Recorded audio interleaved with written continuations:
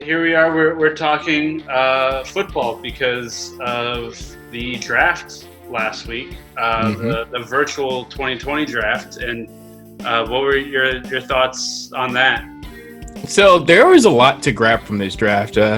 This is the first time we've had a whole draft from home, at least outside of just fantasy football and all that. This is like a professionally done kind of thing where everybody's drafting from home. You have the GMs, all the coaches. You have Roger Goodell from his own home with the flat screen behind him and all that, Yeah, which is really cool. And before we had an idea of what all this stuff was going to look like, we're just like, okay, are they really going to be able to pull this off? Because a couple of days or even a week beforehand, they had a mock trial thing of how they were going to do it. And they said they had a couple of mistakes. One coach even saying that, just because his kids were on the Wi Fi, he had trouble having connection. And I'm just like, is that really what the problem is? I don't really know why it'd be that big a deal.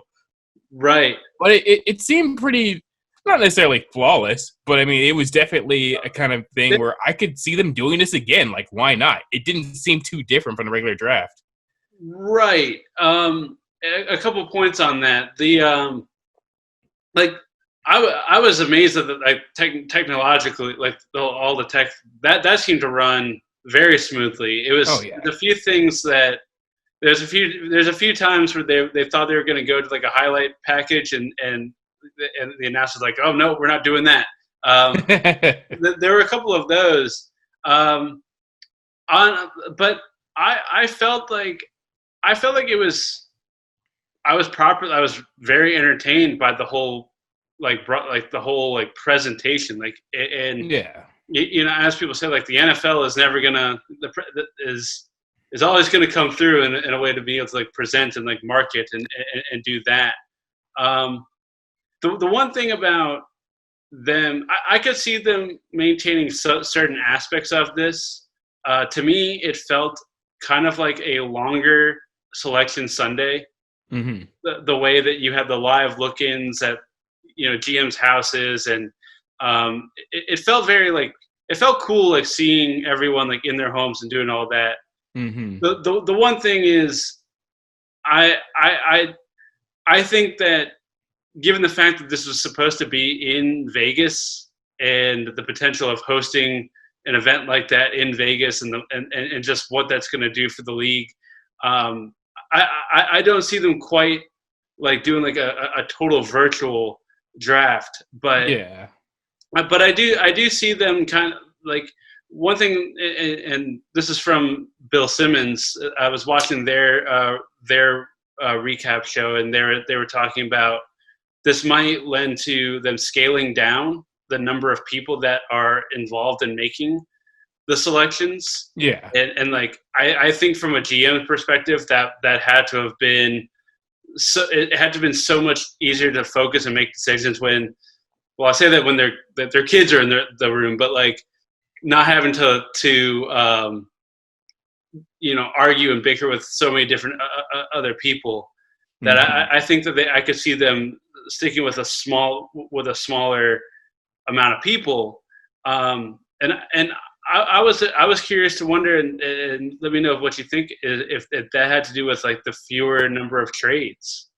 Possibly because like there were so many times where people were thinking that, oh yeah, we're going to see a lot of people trading up and all that. There were a lot of teams that just stayed where they were.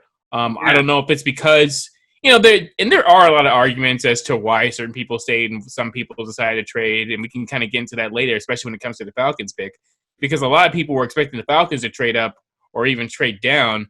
But some things kind of make sense because some people were dead set on taking a quarterback. Some people were dead set on getting a running back or so forth. But I definitely wouldn't be opposed to the idea that just because of the fact that, you know, the communication was a lot different this time around, Yeah. you're a little more limited as to how much free time you have or how available somebody is to talk. Well, and this might you go back to um, when you brought up the point about communication. What it made me think of is these scouts had less time to be able to really to like have workouts with the guys that they wanted to scout. It was all done virtually. And I feel like some of like, yeah, you want to get as much data as you can because you think as much data is going to help you make the right pick, but like sometimes that you end up splitting hairs, and I think that maybe just going, and this is another Bill Simmons point. Sorry to not be like such a homer, but I'm researching a lot of like his stuff right now. But you know, but I think like going just off of their college like game footage is actually a pretty good way to scout like how they play. Right. And maybe when you start like getting into a lot of the other stuff, you end up overthinking it too much, and so maybe this helped in that aspect too. Yeah, and like just from like a technical standpoint of like again of how the draft was ran and all that, it was also kind of interesting just seeing how other players reacted along with how some of their families reacted with players being drafted and all that. It was a little weird not hearing people like scream or boo after certain picks and all that. But after a while, like it just kind of settled in. It's just like, oh, okay, this is how it is now. It's just a normal kind of draft, and that kind of felt fine. What did you think of Goodell's attempt to like do everything? Like, I thought he did a pretty good job running the whole show. Mm-hmm. But like the whole time he was just trying to like rile up like the boos and like the fan bases. I thought a lot of that seemed to listen. Yeah. I was just like, oh, you're doing a little too much there, man. One thing that I felt, which is kind of interesting, I was kind of wondering what people's point of view is, and it's a shame that Jordan's not here to talk about that yet, but maybe we can ask him later, is like there's a lot of jokes on the internet, and some people are actually kind of serious about this on the internet as well, about how people are just like, why are we going over every player's traumatic experiences and all that during the draft? And it was one of those things where at first I was on board. I was like, yeah, like, it's a little messed up. But at the same time, you got to imagine these players had to have sat down and talked to a lot of these people. They had to have had interviews just so they can have stuff to talk about. I feel like that's one of those things where they had to have released that information willingly. I doubt the NFL just did a background check. Well, the NFL probably does do background checks on their players, but I'm sure they didn't go to the extent of like investigating their family and being like, oh, I found dirt on this person's uncle that did this crime back in 2007. Like, I feel like, it's one of those things where they willingly talked about that adversity, and that's why they included that. So they could kind of say, hey, they got through this adversity, and now they're here now. Well, and a lot of people have brought up this point about why were they going so much into like, why was it so depressing? Why did we hear so many stories about like all the players? And I agree with you. I thought one thing I would have liked to, especially on day 2, I thought would have been interesting was if they were doing more interviews with like the guys that got drafted on day 1. Kind of like how are you looking forward to this? And the only one they did it with was Jordan Love, and we can get, and that's a whole topic to get into. But it's like the fact that they did it with him was like we got to get him on the phone. But like didn't try to do it with like Burrow or Tua or anyone else.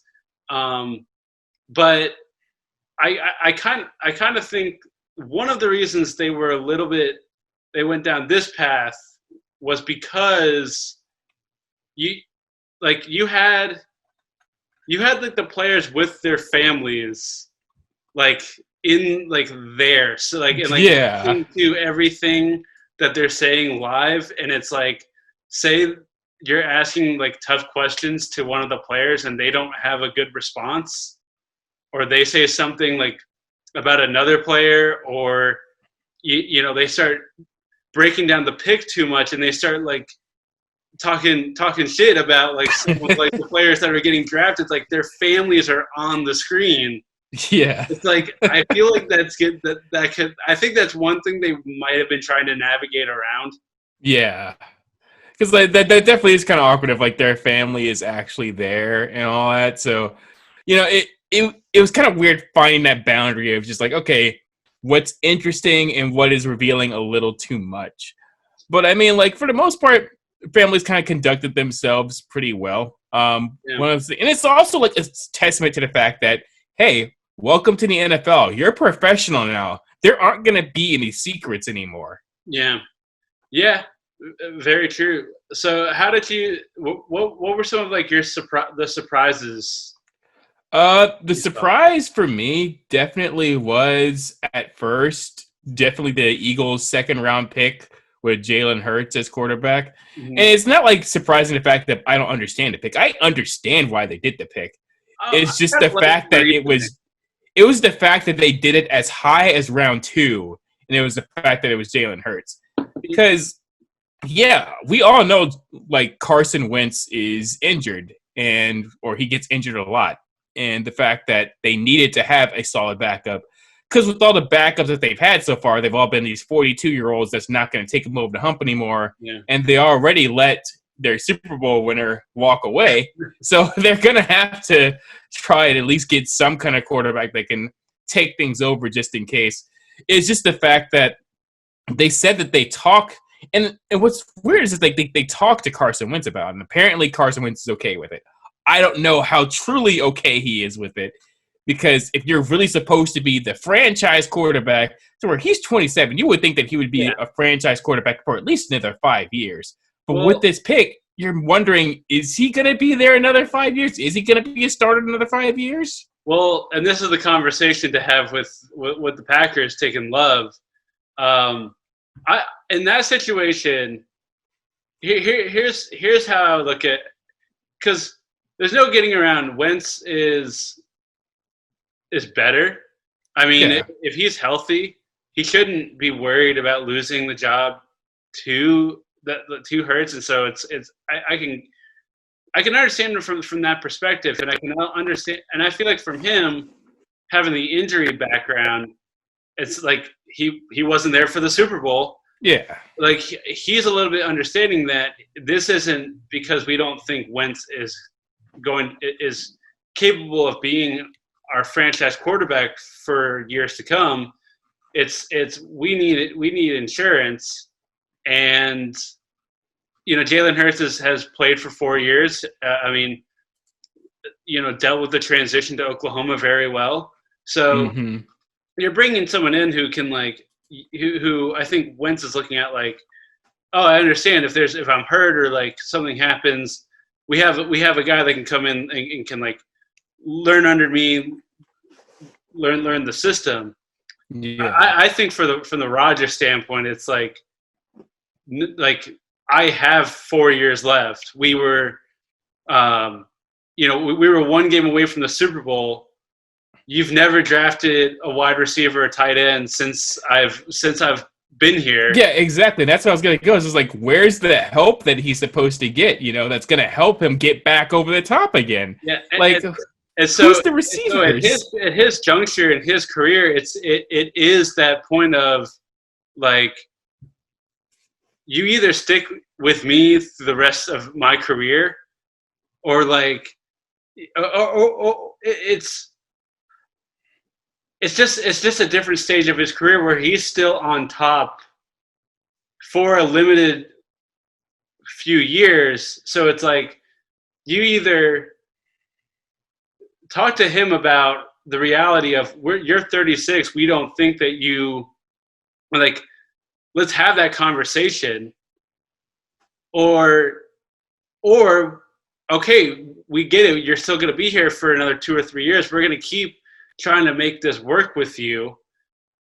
But like the way that they handled that, and like I was reading something just before this that Brett Favre was saying, like the title of the article was the Favre like believes Packers burned a bridge with like Aaron Rodgers, and like Favre was saying like all he needs right now is another reason after this reason to talk about ending his career somewhere else other than Green Bay. Right. And Favre was like, I think he will end his career somewhere else. And the thing is, like, what a time it is for them to do this, because then you have Tom Brady who went to the Buccaneers. So, like, he's watching them being like, I wonder how well he's going to do here. And if he does well there, he's probably going to be like, you know what? Why can't I just go somewhere else where there are better receivers, a better protection for me, Well, I would look at that right now and go, if Brady, like, if I would look at the New England situation all the same. It's like they decided, but like they were at least up front with Brady. I mean, I guess that they kind of like played with him throughout the years, but a little bit. But it's like I would look at that situation and be like, oh yeah, Brady like split on you, like y'all are kind of handling this the same sort of way, not and like if that's how it's gonna be, like then maybe I do want to find like we said, there aren't that many like elite quarterbacks, and there's teams not great receivers. Like, all the stuff that I see on social media and all that, like even the people that they have in the elite category are kind of shaky at best. Tom Brady's not even in some people's elite categories anymore, just from the numbers that people have seen him produce, and of course they see that he's getting older. So he's not even the elite category anymore.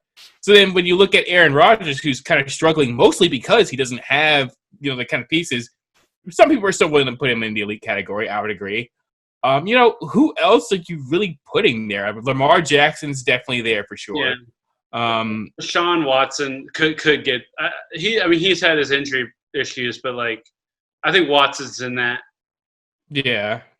Ben Roethlisberger, people have been saying that he was elite for years. I have never seen that. And of course he's getting older and he's getting a little bit run down. But I mean, I've seen that every single time we have played Ben Roethlisberger. No, I don't see a lot of elite ones. Cleveland doesn't think they can beat. If we beat them last year, but I swear it's because Roethlisberger wasn't playing quarterback. If he's playing quarterback for the Browns, Cleveland does not think they can beat that team. Yeah. I mean, I don't know. There's probably no more than 4 truly elite quarterbacks in a league, which is probably how it should be. But even when it comes to listing the amount of great quarterbacks, there's still, depending on how you define great, there's not a lot of those either. Yeah. So, I mean, the fact that you still have people struggling, like Cam Newton struggling to find a spot somewhere, it's amazing. And that's why, seeing how it's going to be interesting to see where some of these quarterbacks that were drafted are going to go. I mean, for example, Jake Fromm with UGA, a lot of people 2 years ago were saying, oh, he's going to be a first-round pick for sure. And then after the season that we had last year, a lot of us were starting to scale back, including myself, saying, okay, I don't think we see him as a one. He's probably going to go maybe 3rd or 4th round and all that. Mm-hmm. And that's kind of where he ended up, was I think it was a 5th-round draft pick for the Bills, which I don't know. If I'm the Bills, their quarterback was drafted how long ago? 2 seasons ago, maybe? Yeah.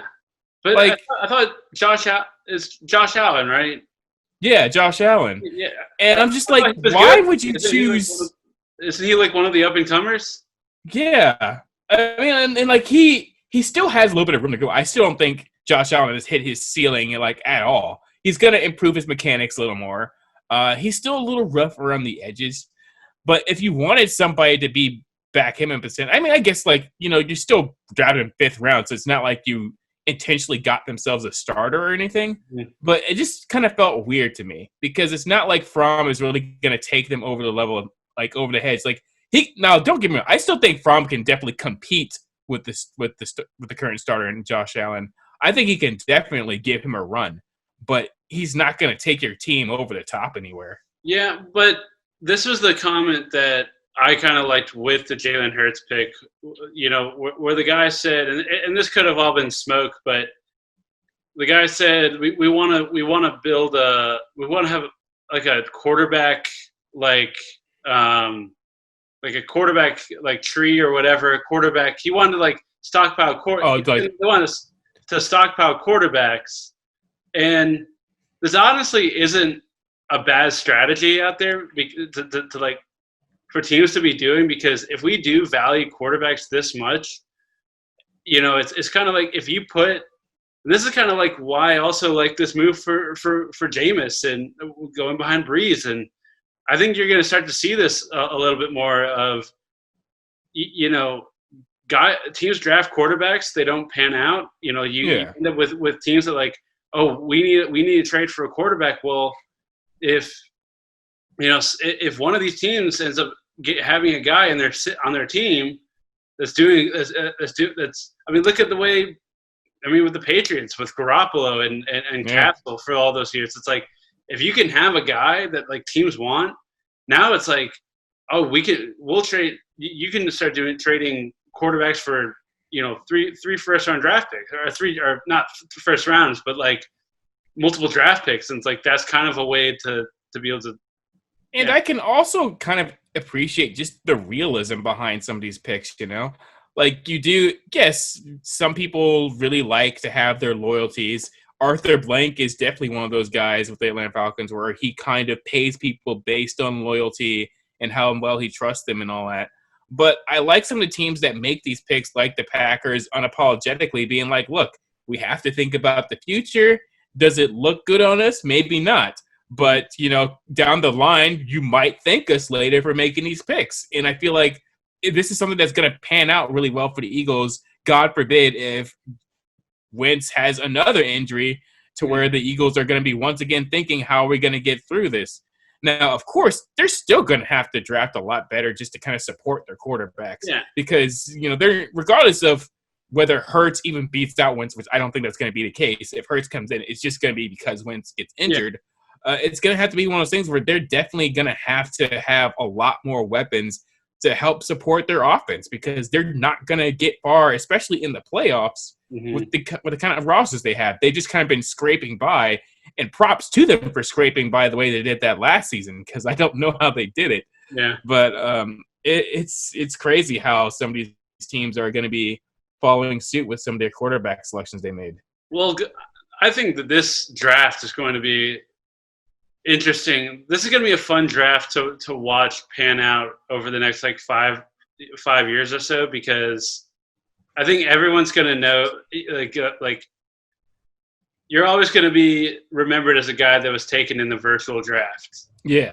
And it's going to I'm interested to see how the like kind of almost as like as like a I forget what it was called in like research and learning about that, but like almost like a study, like how does this particular draft stack up against other drafts like 5 to 10 years from now?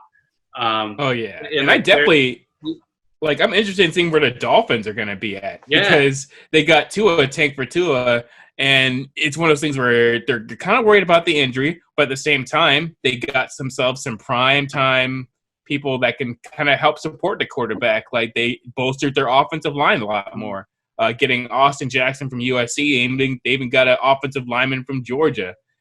And that's going to be really cool to see how Tua really takes his game to another level. Is he going to protect himself a lot more, or is he still going to be as aggressive as he was in college? I think the answer is going to have to be yes. I agree that I think next year he's probably not going to be the starter, but there's not really a rush to do that because the Dolphins aren't going to be good. But I think that I don't think that I agree with what people are saying on that. Is you're either going to get your guy, or he's going to be injured in 5 years. But I think it's really great that they didn't have to trade up to get him.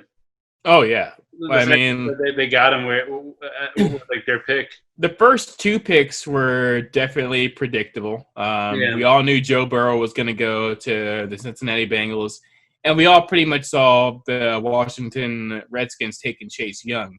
The Lions, taking Jeff Okudah, that wasn't something that I was incredibly sure of, but it made sense. They wanted to make sure they have a reliable corner.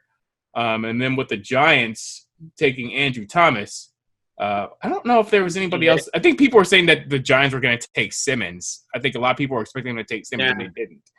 And that's what gave me hope. I was like, oh, maybe the Falcons can get him, but they didn't trade up. And I don't know all of these guys, but coming into this, I was doing a little bit of research on it, and Isaiah Simmons was the one, like, when drafted, like, everyone was just like, this you can play everywhere on the field.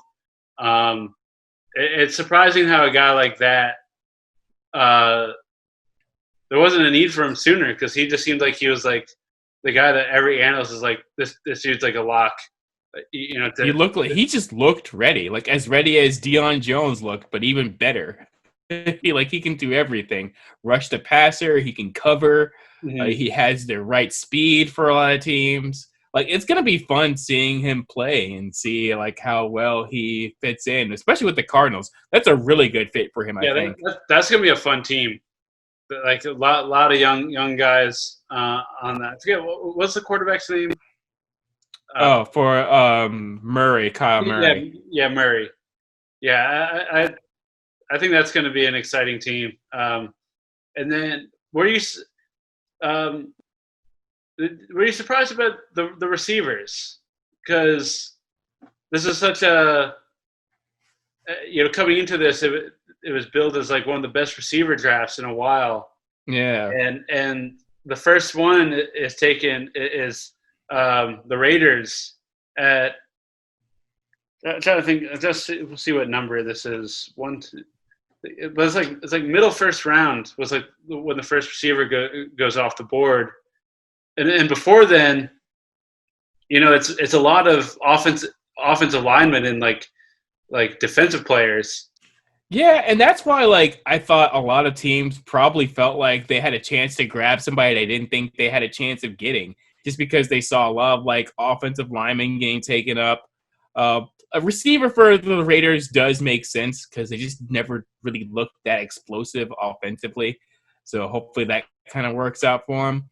But when I saw some of these people make the picks that they did, like the Giants make a pick that I didn't think they'd be going tackle. You see the Browns going tackle. You see, we needed that. We needed that bad. Like, and that's what made me think, oh gosh, the Falcons can get themselves a pass rusher in the first round that maybe they didn't think they could get.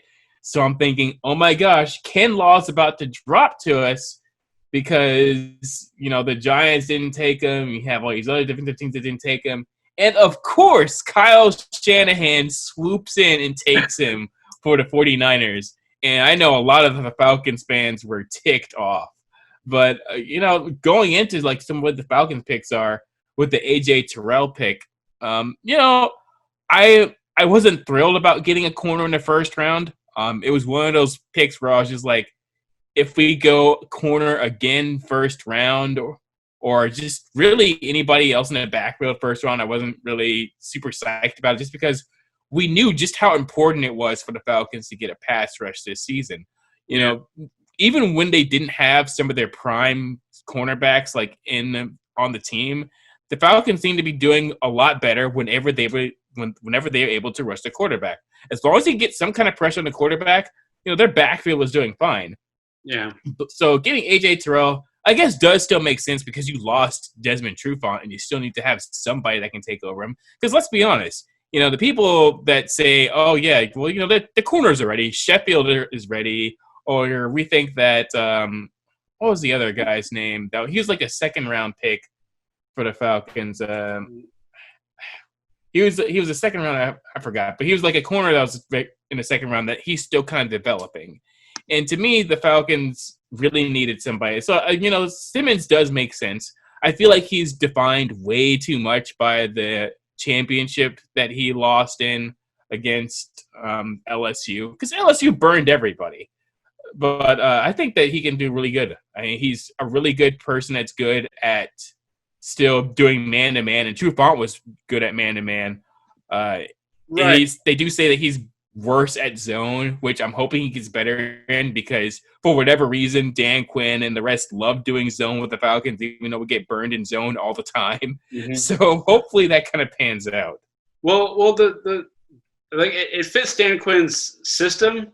Yeah, as like wanting to get pressure on the quarterback, and I mean the guy, like, he's played at Clemson. I mean, he's been in a lot of big games like the last few years. So like I can't imagine. I can't really see it like being as terrible as like people are like trying to like make it seem. Yeah. But When it comes to a corner that like we like from this draft, I mean, the only other person that was drafted higher than him was C.J. Henderson from Florida, and the knock on Henderson was that he wasn't a corner that really liked to tackle. And from just hearing those words, that's not something Quinn's going to take. So after taking that into consideration, I'm kind of fine with it. But did you feel like there was another position? Because this is what Mel Kiper wrote. He was on his write up was just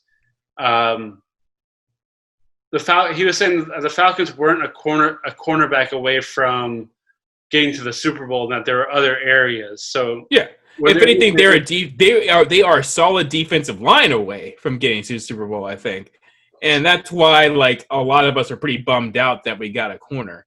But I guess when it comes to, like, just seeing the rest of the talent that was available, that was first-round caliber, I guess I could see why they went that route. Because, like, the only other person that I probably would have went with was the defensive end from Iowa State, which I can't remember his name. And he didn't really seem like a game-changing guy for me either. The pick Marlon Davidson, though, I'm definitely looking forward to seeing him, and they got him in the second round, which I'm kind of glad, because having somebody alongside Grady Jarrett who can be almost just as talented, hopefully if they merge him a little bit along with them, that's going to help tremendously, especially just to kind of help bolster the defensive ends a little bit. Yeah. So that was a tackle, right? Yeah, it was a defensive tackle. The guy out of Auburn. Yeah, and the thing is, like, he has a motor, and my favorite thing about him that's on tape is that he just does not quit on plays. He will continue to play until the whistle is blown.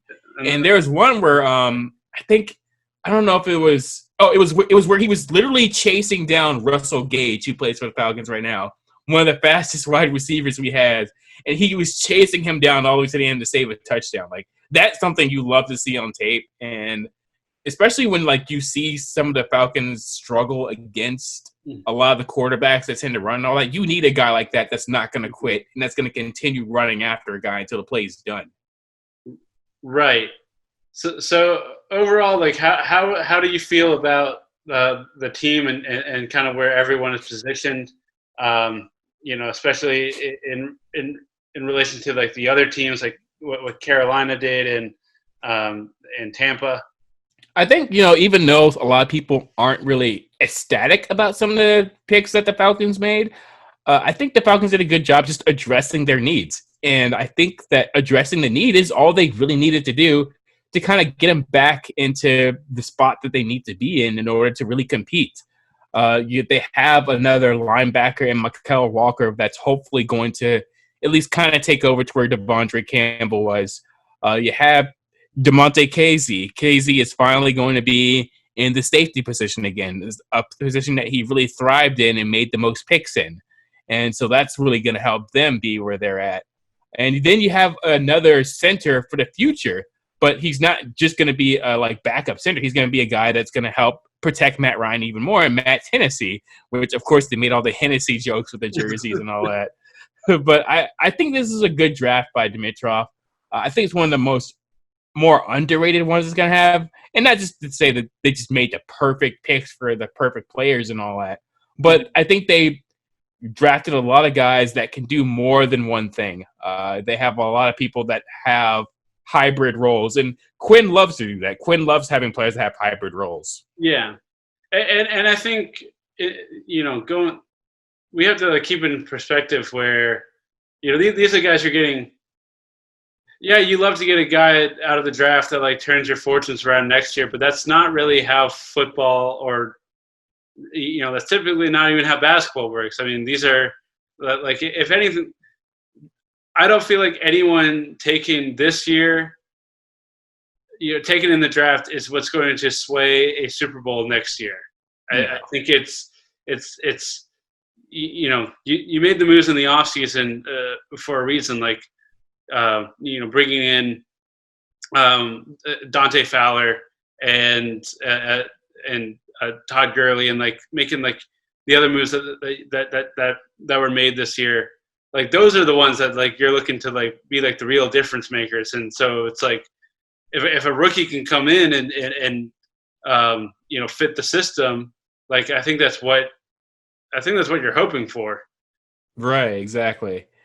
And so from what I see, like I'm probably gonna imagine there's gonna be 3 starters from that, and that's probably just gonna be the top 3 picks, like AJ Terrell and Davidson and Hennessy, because Hennessy's definitely going to be better than somebody that's on that offensive line right now.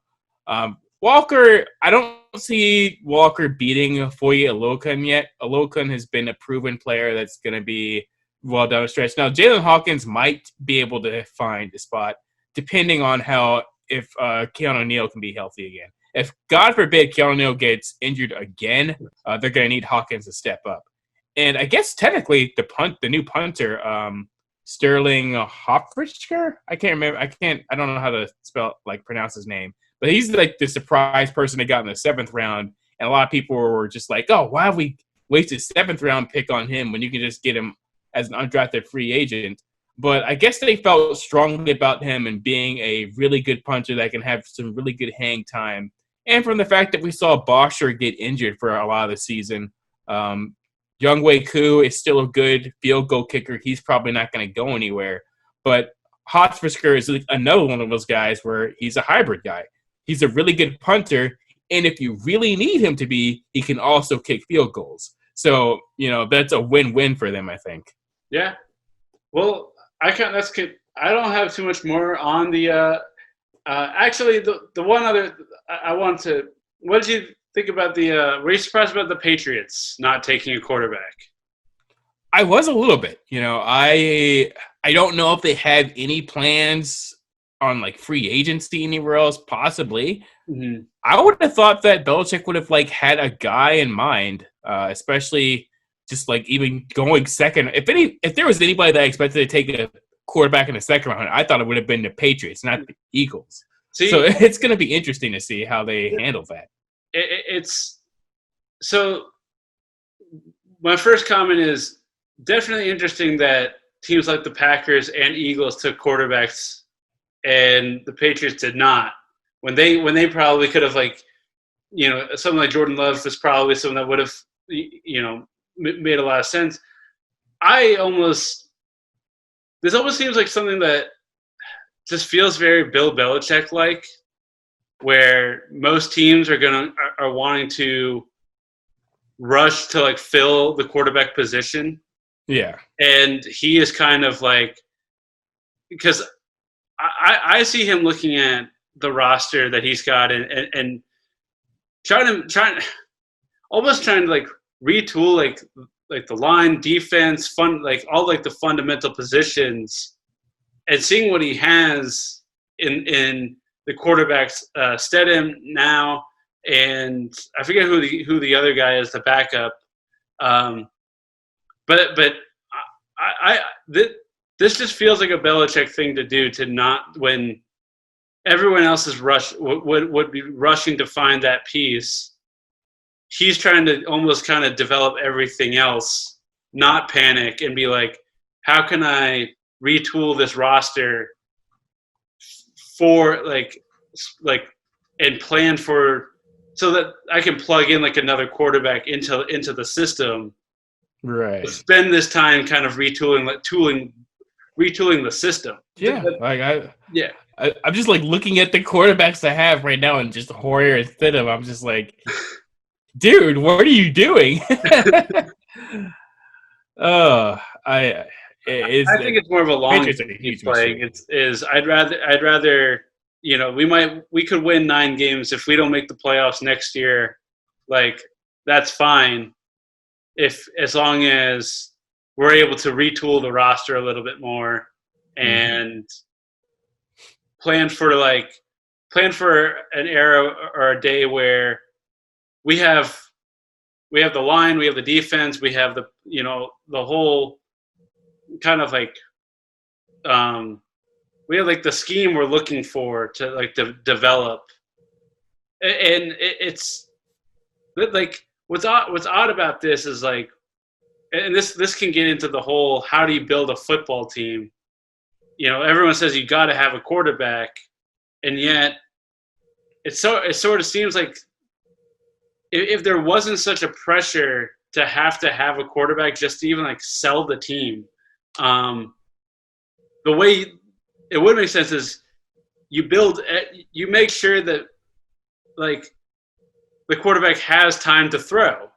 Right. It's like it seems like if like the proper steps to making sure you have a well-protected quarterback is to put all the things in place and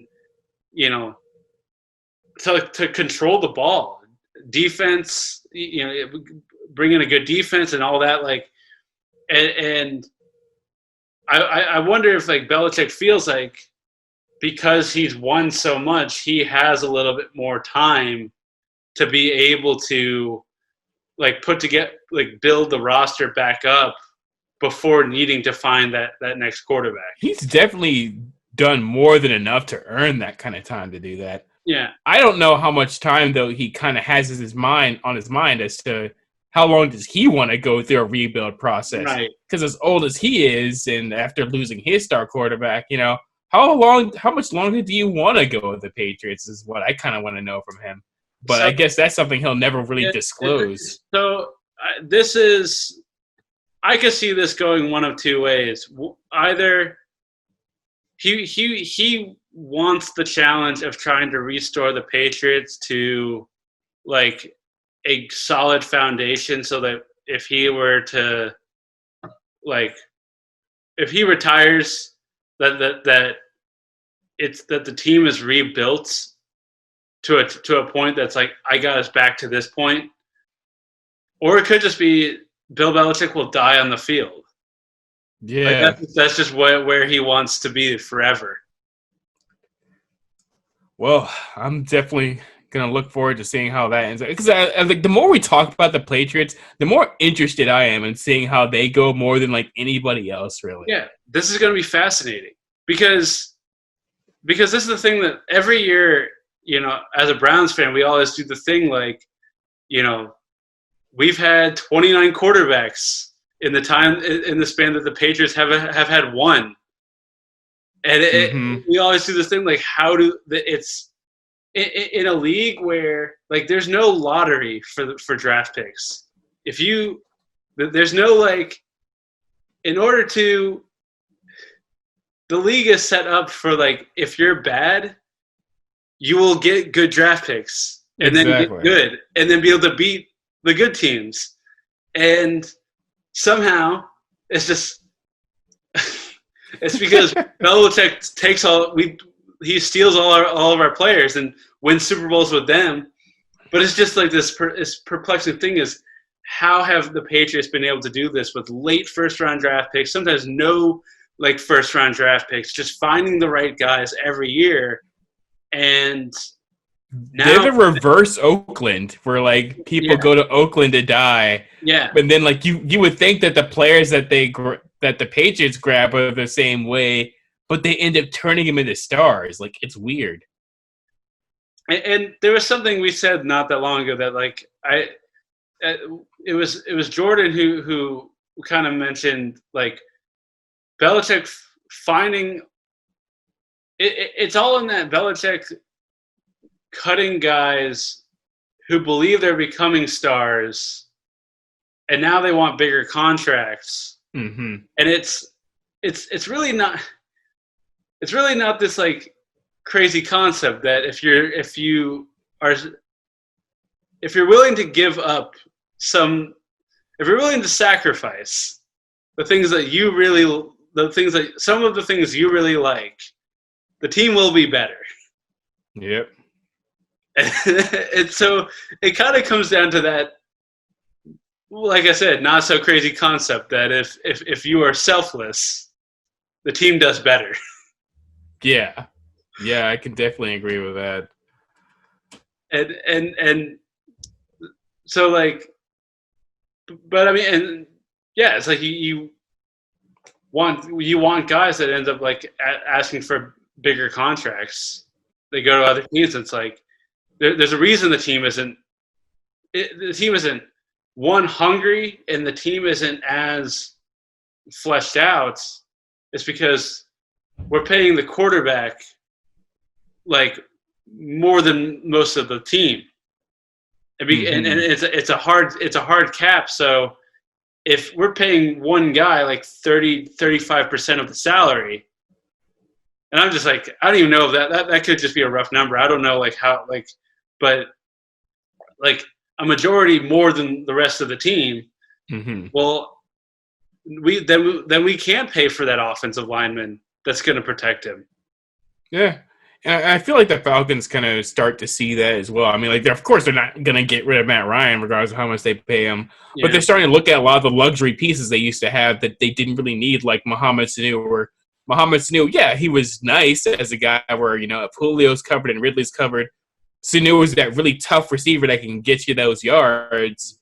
But, for the amount that you were paying him, where you need all these other pieces on defense, right. Yeah, you're eventually going to cut them, and you're going to have to free up some space for your defense. And sometimes you might need that second round, that young guy that's like in his second year who's like fighting for a new contract, like to be your third receiver, because he has the incentive to like go out there and grind and really earn that contract.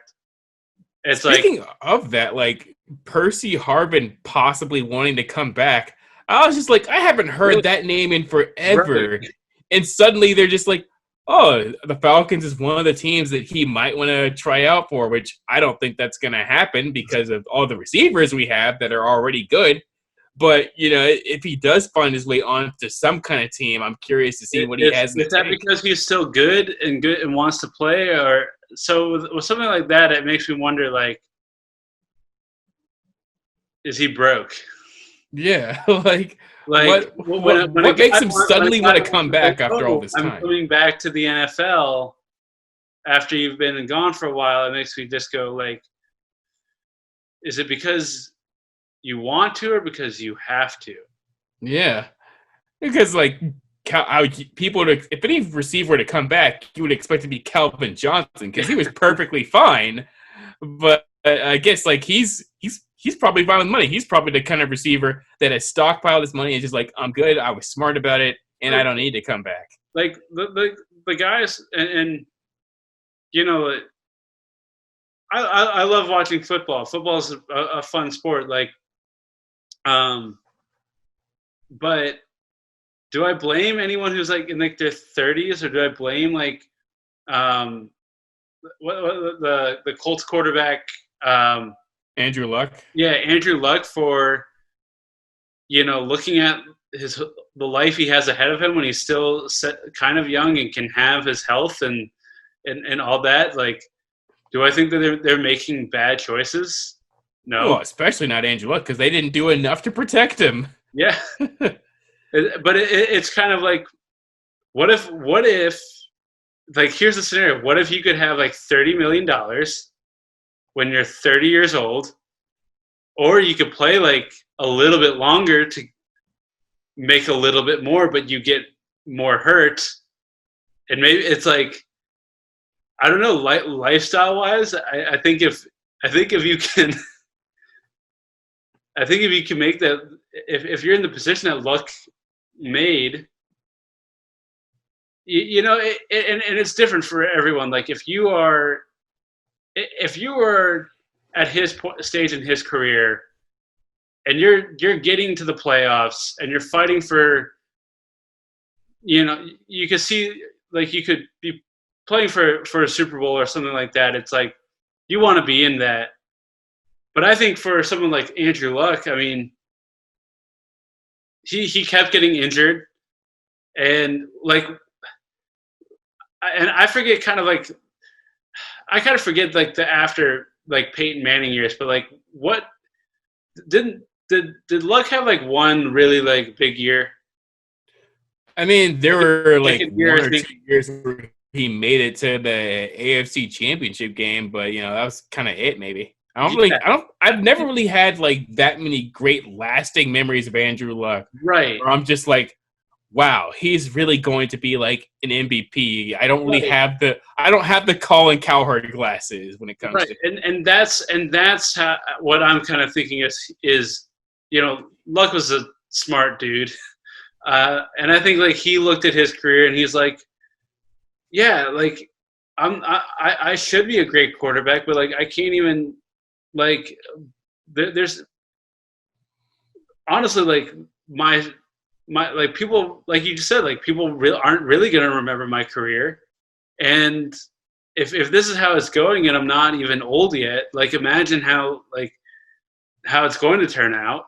Mm-hmm. And I could like the team invested in me. I think he was like their franchise quarterback, so he was getting paid, and it's like, yeah, like cut it, get out when you can. Especially if you've been paid for like he was. Yeah, the future is just uncertain sometimes. And speaking of uncertain futures, like I guess not surprising that the NFL was saying that they do have like a backup plan in case they're not able to open up as early as like they're expecting to. Which they've had all this time anyway. I mean, they're Yeah. probably the furthest off sport, so I wouldn't be surprised if they had a whole nother set of schedules for every single team in case they have to delay for like a month or two. Yeah. Like what are you hearing about? Because I've been hearing more about NBA possibly like they're starting to think about trying to get it back.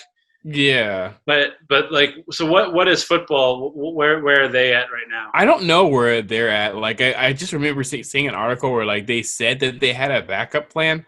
Um, I don't know if it's gonna be as like convoluted or as confusing as baseball is gonna be with like three whole divisions with like 10 teams and stuff like that. Yeah. But I wouldn't be surprised if they had an idea where she's like, okay, The well, we're gonna start like in October instead, and this is what the newer schedule is gonna look like. And would it really be a big deal if the Super Bowl was played in March instead of February? Probably not. I think of all the sports, football has the most power to be able to just like move stuff. Yeah. It's like no, we want the football can just be like, yeah, we want this month. Like, But even if the Super Bowl was in a different location than they had originally planned, and they don't have all the huge lights and all of like the performances, the Super Bowl's still going to be cool because it's still the Super Bowl. yeah, Like, I don't know the football that's like football the NFL show though. The difficult part about playing about doing the whole football thing is with basketball you can at least like if you were to play like in like a ballroom you could build like 10 courts like maybe like 5 to 10 courts in a hotel and have all the teams stay in the hotel and they like are able to like like a basketball court isn't like a football field. It's not. It's so.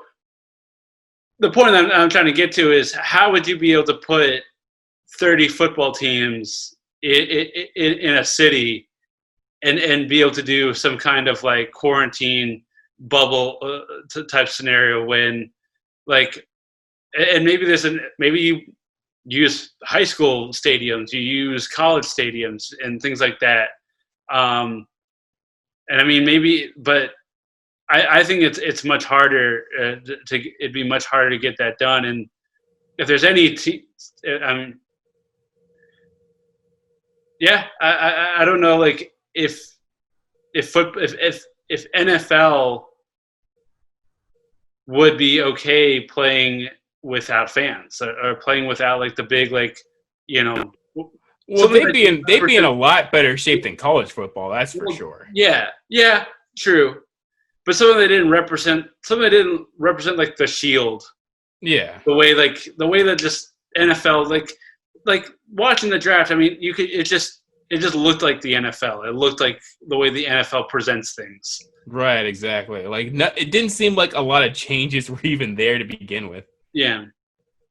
So like that, but I mean, you mentioned about college football. Like,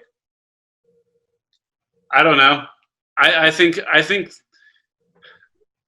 they're a lot more hesitant than all the other sports. That's for sure. So something, and we were kind of just talking about this, me and my family, this past weekend, about most college programs, absolutely not. But this is one idea that I've had for a while, which is, if there is all of these issues with the NCAA and players wanting to get paid and all that, and I mean, I have theorized for a while that you could eventually see kind of like how Europe, where they're they have where their club teams are not affiliated with schools. So like if you play basketball in Europe, it's like you go to school and like you play basketball outside of it. They're not affiliated, and it's kind of like, could the Power 6, Power 5 conferences like SEC, ACC, Big Ten, Pac-12, could the major programs in those, like Alabama, USC, Clemson, Florida State, Ohio State, could they just, those teams, you have like 60, you have like maybe 30 to like 50 teams all play like in like the same same league, and it's just like college football is just like really like the big money maker like programs, right? All in one league together, which I don't think from a TV viewing standpoint we would notice any difference. Like if like Ohio State's having to play Oregon and like Florida and like Alabama, if that was college football, then I think it'd be fine. I think it would be too. Well, I'm pretty much at my time limit. Yeah. But this has been a good talk. The NFL pretty much hit it right where they needed to hit it with the draft. You see a lot of teams make some safe moves. You've seen a lot of teams make some surprising moves. Yeah. And it's going to be interesting to see how that carries out during the season.